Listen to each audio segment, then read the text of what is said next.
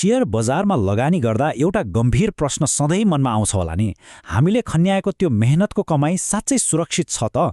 बजारमा हुने उतार चढाव त छँदैछ, तर भित्री कारोबार र हेरफेरबाट बजारलाई जोगाउने र कडा नियमन गर्ने जिम्मा आखिर कसको हो? आजको यस विश्लेषणात्मक प्रस्तुतिमा हामी बजारको सर्वोच्च र मुख्य संरक्षकको बारेमा कुरा गर्दैछौँ। अब सिधै मूल कुरामा जाउँ।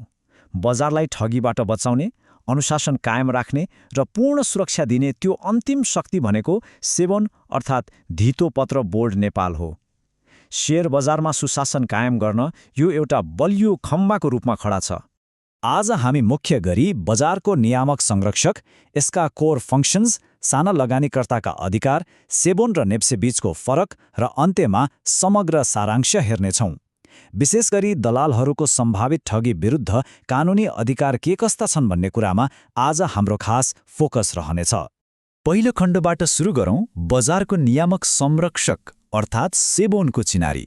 यो निकायले सानादेखि ठूला सबै लगानीकर्ताको लागि एउटा अभेद्य ढालको रूपमा कसरी काम गर्छ, आउनुहोस् बुझौँ। सेबोन अर्थात् सिक्युरिटिज बोर्ड अफ नेपाल यो नेपाल सरकार अन्तर्गतको एउटा पूर्ण रूपमा स्वायत्त नियामक निकाय हो।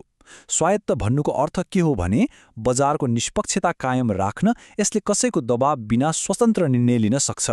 समग्र शेयर बजारमा सुशासन कायम गर्नु नै यसको एकमात्र लक्ष्य हो। र यसको जरा धितोपत्र कारोबार तथा व्यवस्थापन ऐन 2040सँग जोडिएको छ। यही बलियो ऐनले सेबोनलाई बजारमाथि पूर्ण र अधिकार सम्पन्न नियामक शक्ति दिएको छ। यो कुनै सामान्य कार्यालय होइन नि, यो त कानुनद्वारा स्थापित बजारको सर्वोच्च अदालत जस्तै हो। अब अगाडि बढौँ दोस्रो खण्डमा, यसका मुख्य नियामक कार्यहरू।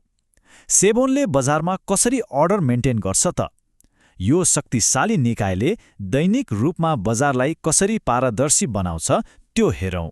यहाँ सबैभन्दा रोचक कुरा के छ भने सेबोनका मुख्य 5वटा हतियार छन्।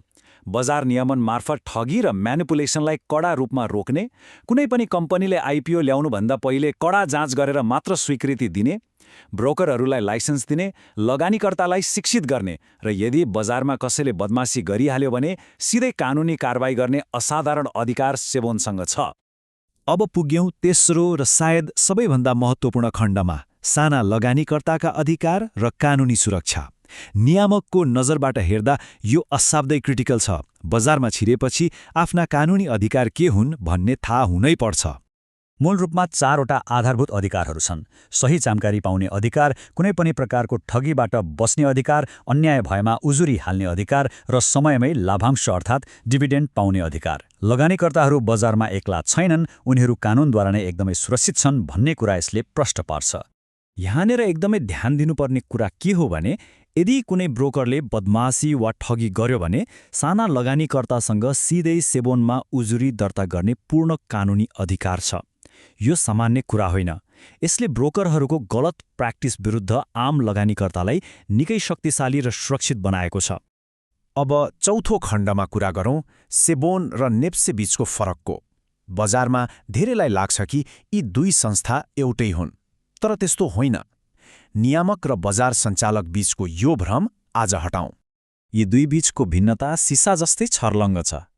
सेबोन भनेको सरकारको एउटा नियामक निकाय हो जसले कडा नियमहरू बनाउँछ, तर नेप्से भनेको बजार सञ्चालक मात्र हो जसले दैनिक शेयर किनबेच गर्ने प्लेटफर्म दिन्छ। र सबैभन्दा महत्त्वपूर्ण कुरा, नेप्से आफैले पनि सेबोनकै कडा नियम र निर्देशनभित्र रहेर काम गर्नुपर्छ। यसलाई एउटा गज्जबको उदाहरणबाट बुझौँ।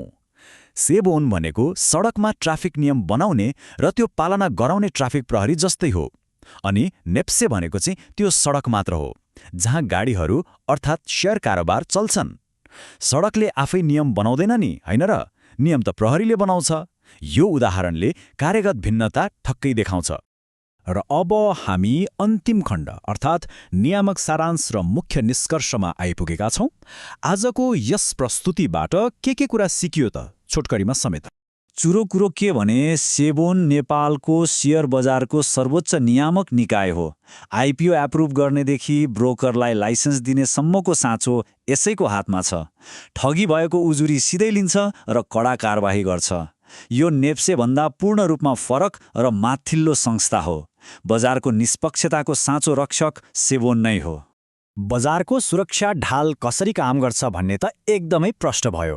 तर एउटा स्मार्ट लगानीकर्ताले आफ्नो अर्को कदम चाल्नको लागि चाहिने नेप्से समाचार र सही तथ्याङ्क कहाँबाट र कसरी ल्याउँछन् त? यो निकै गम्भीर प्रश्न हो। यसको सटिक जवाफ खोज्नको लागि हाम्रो अर्को विश्लेषणात्मक प्रस्तुति पक्कै हेर्नुहोला।